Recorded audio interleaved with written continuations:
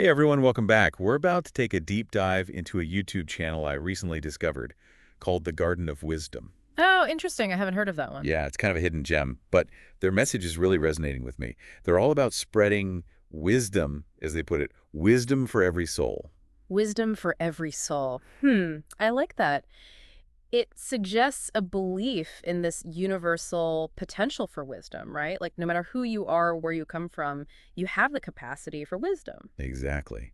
And they touch on some pretty big themes too, compassion, mindfulness, self-awareness, the stuff that can really help us navigate this crazy modern world. For sure, those are timeless topics. It's fascinating how those ancient ideas are still so relevant today, don't you think? Absolutely. It's like they're offering these timeless insights as tools for dealing with the complexities of modern life. Right, because life can be messy and unpredictable. They seem to get that.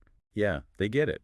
But they also seem to believe that we all have this capacity for growth and understanding. And speaking of growth, their welcome message talks about the Garden of Wisdom being this sanctuary, a sanctuary for the mind and soul. I see. So it's not just about information or knowledge, but also about creating a space for inner peace and reflection. Exactly. Like a place where you can just exhale and reconnect with yourself. Yeah, We could all use a bit more of that, I think. no doubt. It's easy to get caught up in the hustle and bustle of daily life and lose sight of what truly matters. Totally. And in one of their videos, they use this really interesting analogy of a lost Van Gogh painting to talk about this hidden potential we all have. Ah, yes. The one that was sold for practically nothing and then turned out to be worth a fortune. What a great metaphor for the untapped potential within each of us. Right. They're basically saying that we all have these hidden masterpieces inside us, just waiting to be discovered. It's like we're all walking around with these incredible treasures within, but we often fail to recognize our own worth. So true. So how do we do that? How do we uncover those hidden masterpieces? What are the steps? Well, the Garden of Wisdom outlines a few key steps. First, they say it's important to reflect on your passions. Those things that truly excite you. What are the activities that make you lose track of time? It's about tapping into that inner spark, right? That thing that makes you, you. Exactly. And once you've identified those passions, the next step is to embrace growth and learning. This could involve taking courses, reading books, trying new Right. things. So it's not just about knowing what you love, but also about actively pursuing it, Yeah. expanding your knowledge in that area. Exactly. And they also emphasize the importance of surrounding yourself with positive influences, people who support your growth and inspire you to be your best. Makes sense. Mm, The people we spend time with can really make a difference. absolutely. But it's not enough to just think about these things. At some point, you have to take action. Right. That's where the rubber meets the road. And what can really fuel that action? Enthusiasm. They have a whole video on that, don't They they? do. And they describe it as this burning desire, this desire that's fueled by passion and purpose. It's that fire in your belly that keeps you going even when things get tough.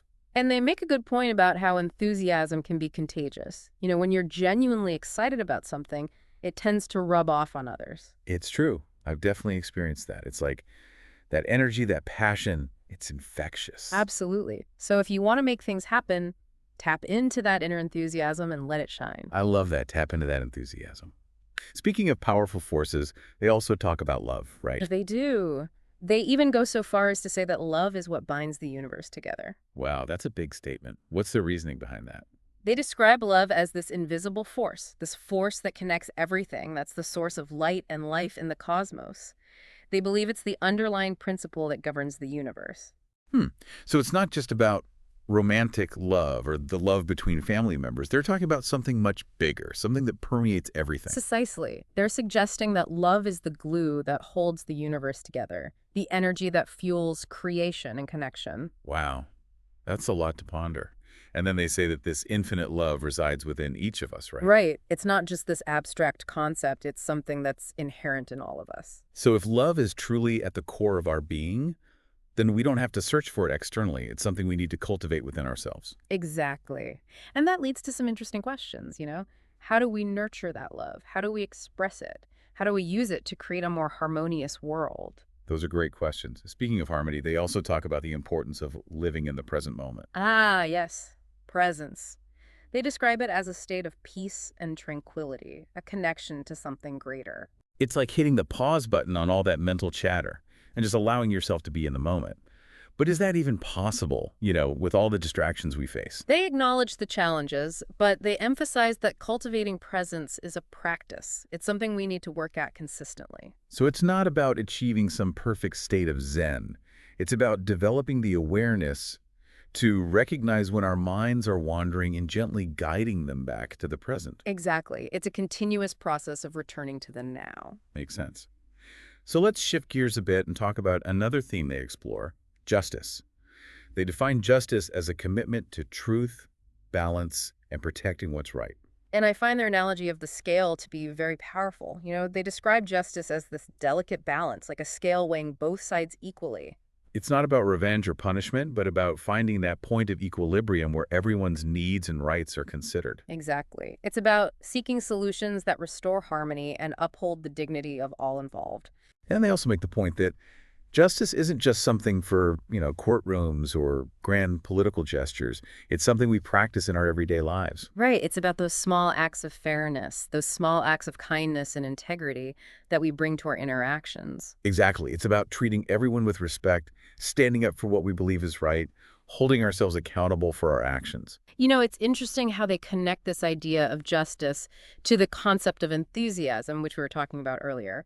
They seem to suggest that when we're truly passionate about justice, that's when we can really make a difference. I see what you mean. It's like you need that fire in your belly to fight for what's right. Exactly. And they remind us that we don't have to wait for someone else to take action. We can be the ones to spark that change. We can be the change.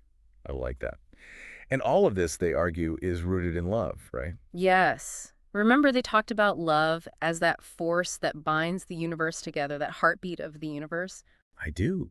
They really emphasize that it's not just this abstract concept, but something that exists within each of us. Exactly. It's the source of our compassion, our empathy, our desire to connect. So when we tap into that love, we unlock our potential to create a more just and harmonious world.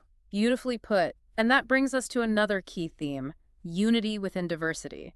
They talk about how, despite all our differences, we are all interconnected. We're part of this grand tapestry of life. It's like that image of a mosaic, where each piece is unique but contributes to the overall beauty. A perfect analogy. They challenge us to look beyond those superficial differences and recognize that shared humanity that binds us together. So it's about celebrating our individuality while also honoring our interconnectedness. Exactly. And they make a good point that this doesn't mean we have to agree on everything. It's not about erasing our differences, but about understanding and respecting them. And ultimately about finding ways to bridge those differences and work together for the common good. Love that.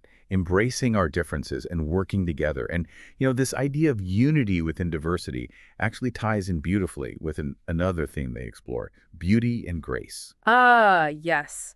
They both point to this idea of finding harmony and meaning in what might seem like chaos or complexity. Exactly. It's like just as a mosaic finds beauty in the arrangement of different shapes and colors, the world finds beauty and grace in the diversity of human experience. Well said. And that brings us back to their exploration of the source of beauty and grace. Remember how they asked that question?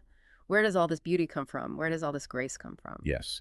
And their answer pointed to this deeper truth, this source that embodies these qualities. They used metaphors like light shining from brightness and wisdom flowing from knowledge to try and convey this concept. It's like saying that beauty and grace aren't just random occurrences, but they reflect something much deeper, something more fundamental. Exactly. And they suggest that recognizing this source, this deeper source, can bring a sense of harmony and meaning to our lives. Like tapping into a higher frequency, a vibration of beauty and grace that permeates everything. Beautiful imagery.